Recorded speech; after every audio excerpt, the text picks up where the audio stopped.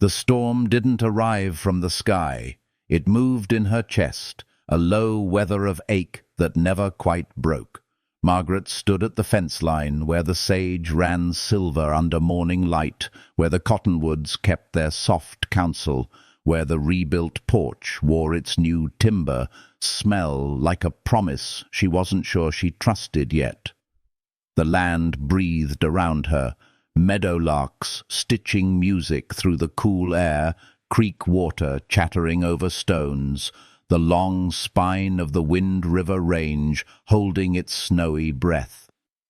She pressed the old silver watch to her palm until its round warmth cut a crescent into her skin, until memory steadied or threatened to swallow her whole. She couldn't tell which. At her back, hammers paused, men's voices dropped and then resumed, and the ranch kept doing the simple work of continuing. She had taught herself to stand very still and let time pass through her like wind through grass.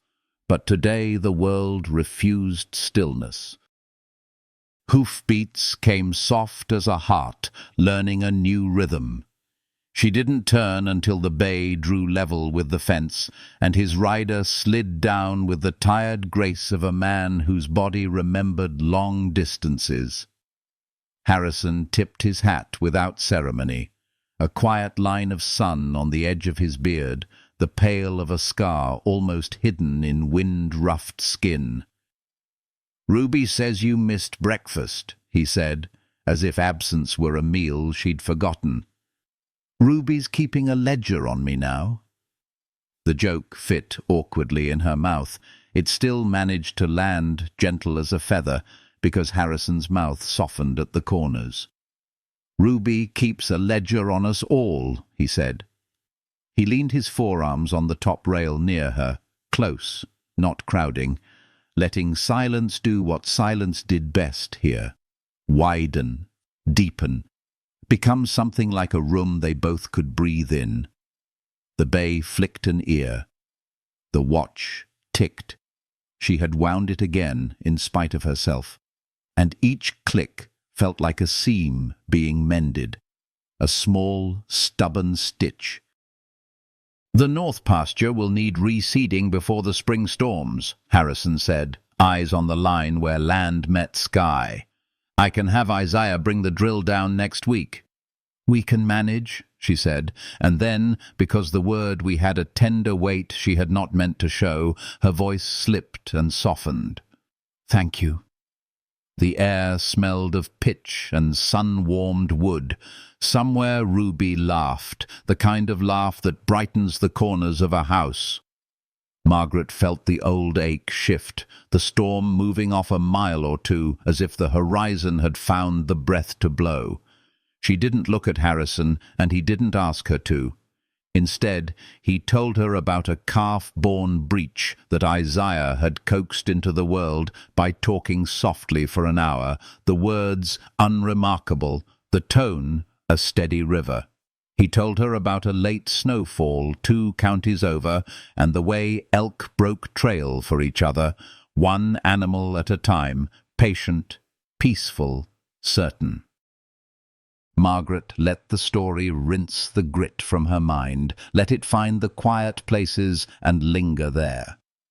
When she slid the watch back into her pocket, she knew what she would do with the field beyond the old oak, and where she would stack the new lumber, and which men she'd keep on through summer because their families needed the work.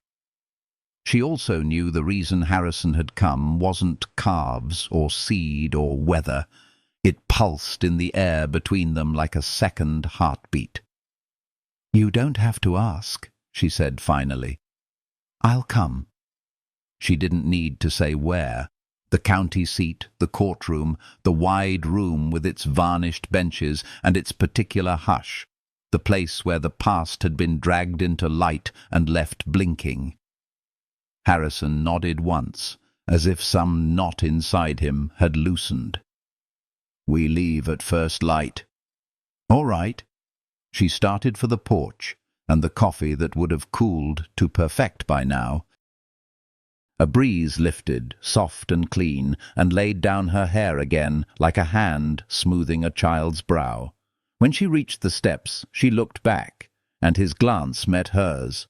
Nothing dramatic in it, nothing of thunder or fire, just a steadying, a warm weight of regard that said, "I see you." Underneath her ribs, something soothed. The watch ticked on.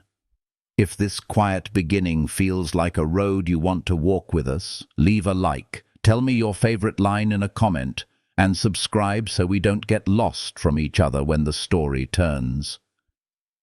They rode in a soft hour between darkness and light, when frost lay like breath on the grass and the horses' hooves made a muffled music against the old trail. Margaret sat close to the saddle and let the mare's motion loosen the worry in her shoulders. The world wore its gentle colours, sky the blue of a robin's egg, hills the pale green of something waking without fully remembering its dream. Harrison said little. He didn't fill mornings with talk. She had learned to trust that about him. They broke the ride with coffee at a lonely way station of cottonwoods and a fallen fence line. 2 mugs, steam winding upward like notes from a fiddle. "Tell me about her," Margaret said suddenly, the words crossing the small fire on their own feet. She didn't say Hannah. She didn't need to.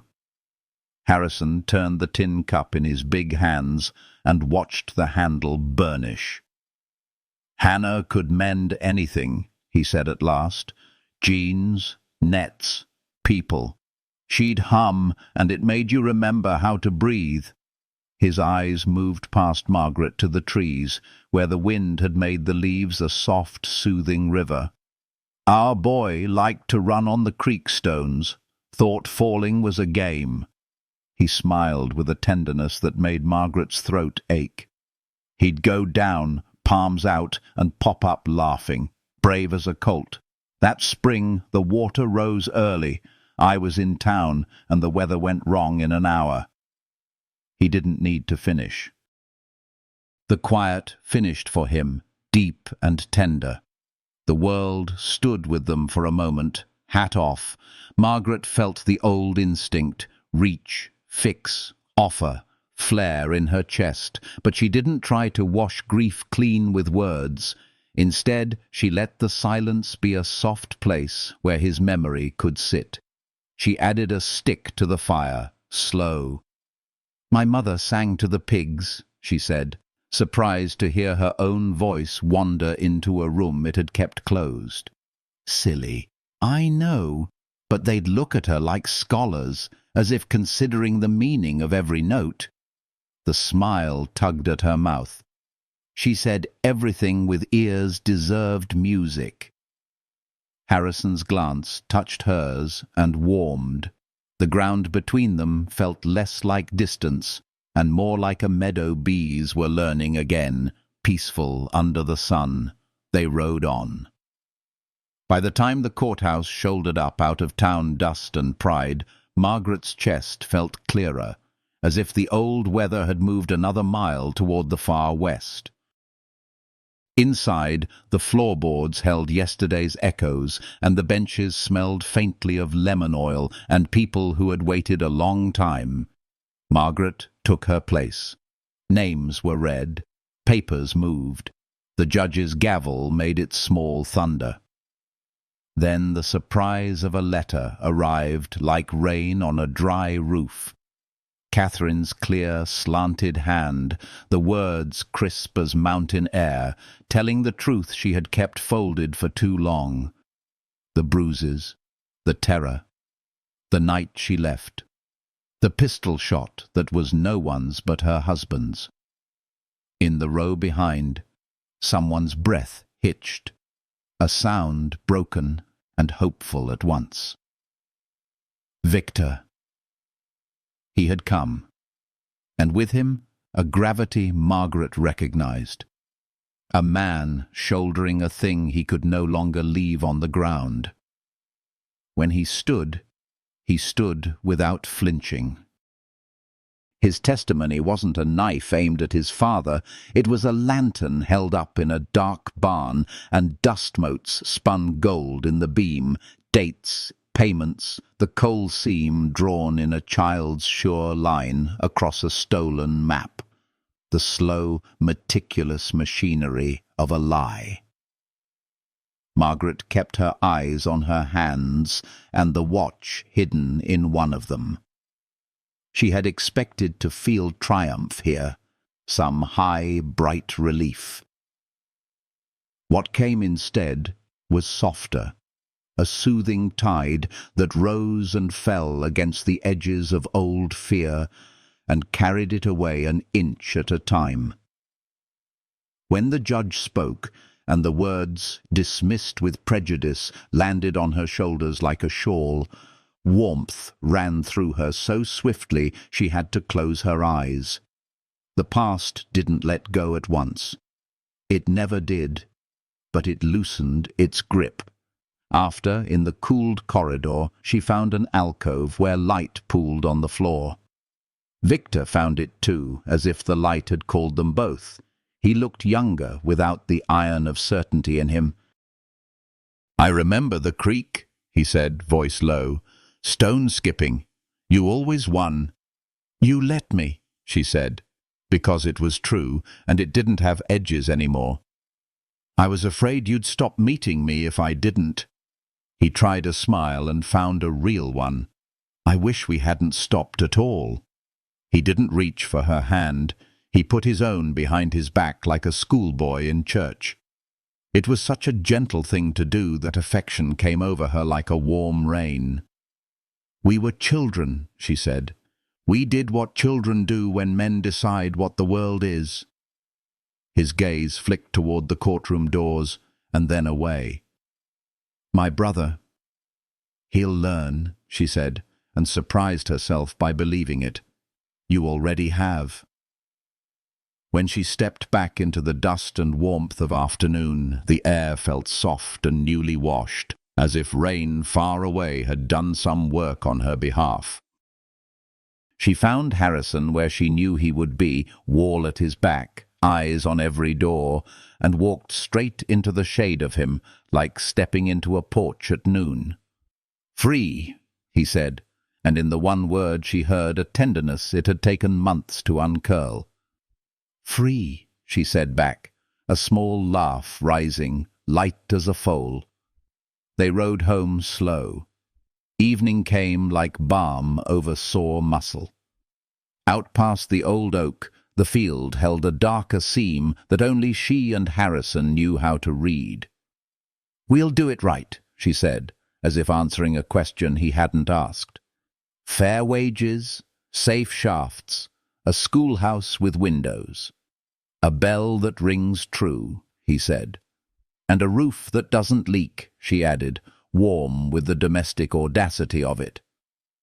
Ruby met them with soup that had healed more people than any doctor in 2 counties, and Isaiah with a story about a porcupine who'd decided to live under the sled. Night fell soft on the house they were making together. Margaret slept without the old dream of running. In the small hours she woke to rain, real rain this time, soft on the roof, tender on the parched earth.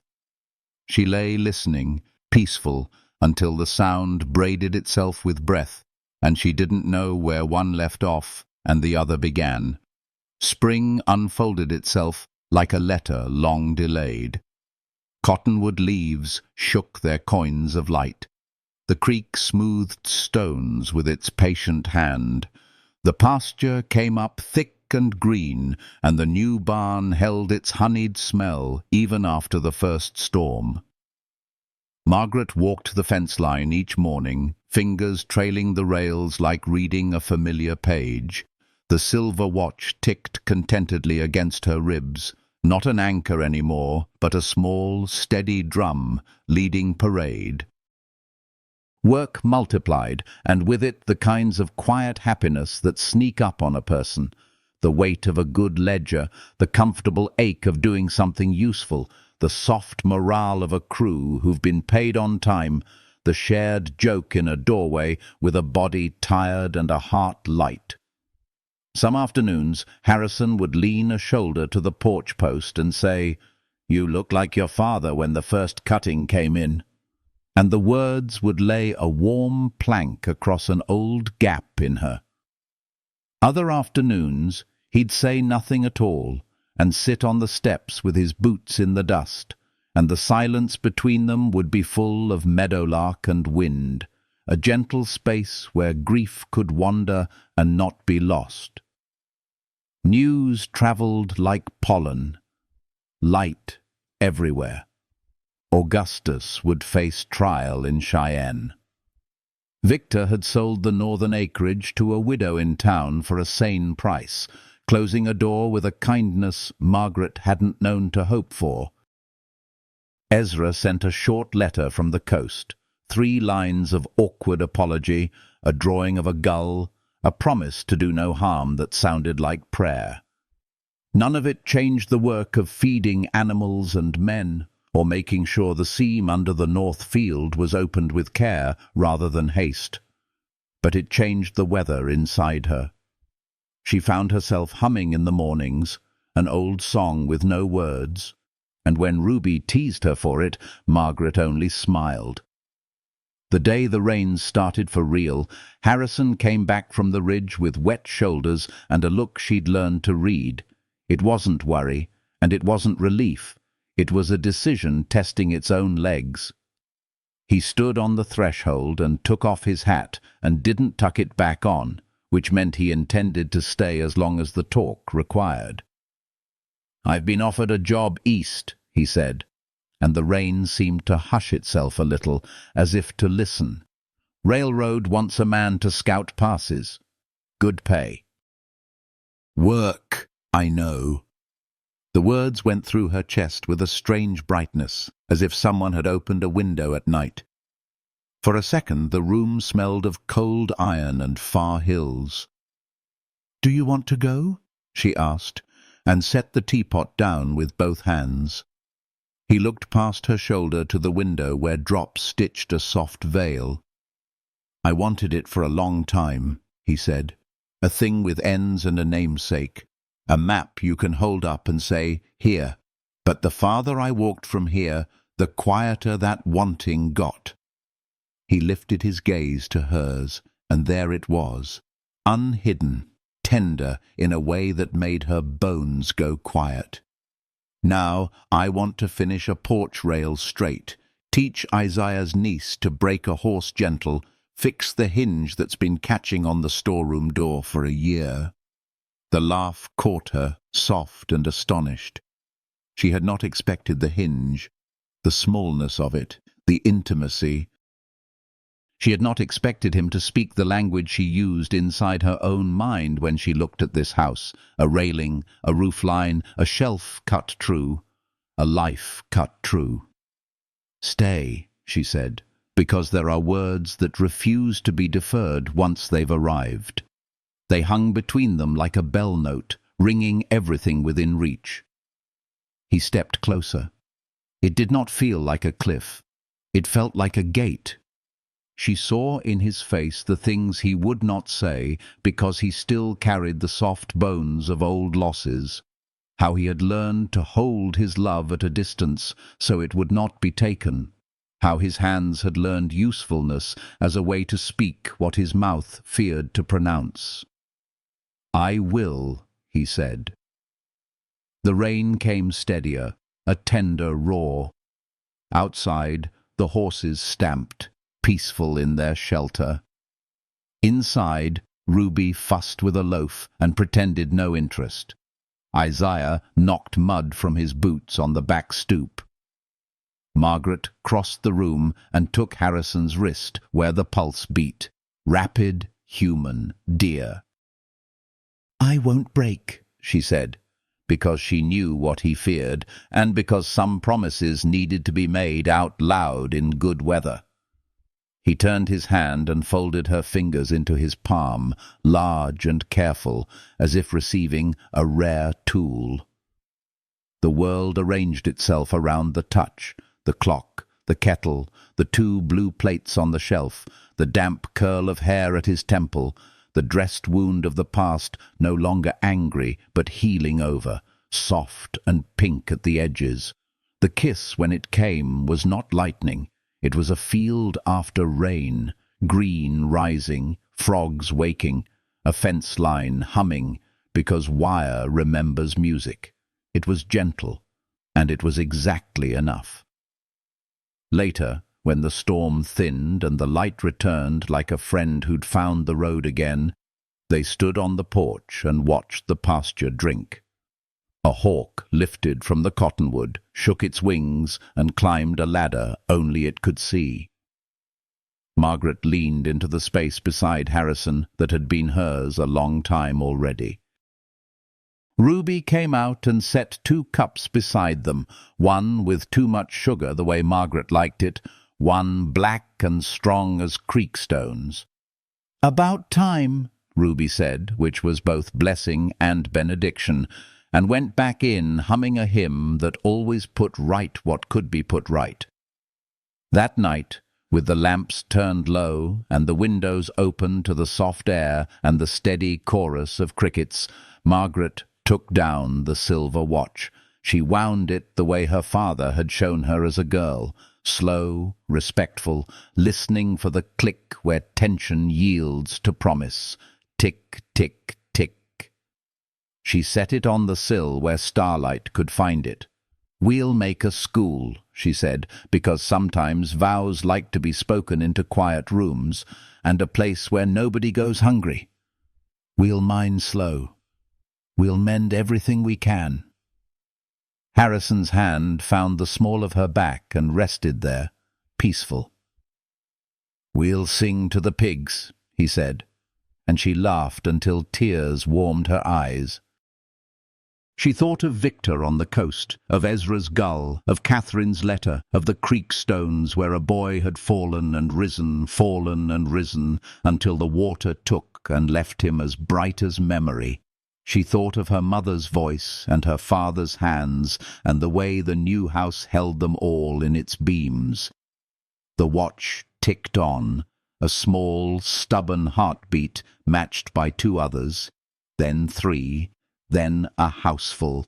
Morning would bring fences and accounts and decisions. Summer would bring harvest and heat and the clean fatigue of days that went on too long and were still not long enough. Years would carry joy at a trot and sorrow at a walk. But tonight the world felt joined, the seams smooth beneath her palm.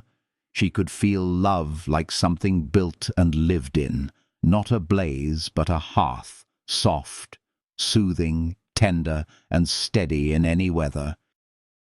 If this closing left your chest a little warmer or your breath a little deeper, drop a comment with the moment that stayed with you, and subscribe to keep riding with us through the seasons that come.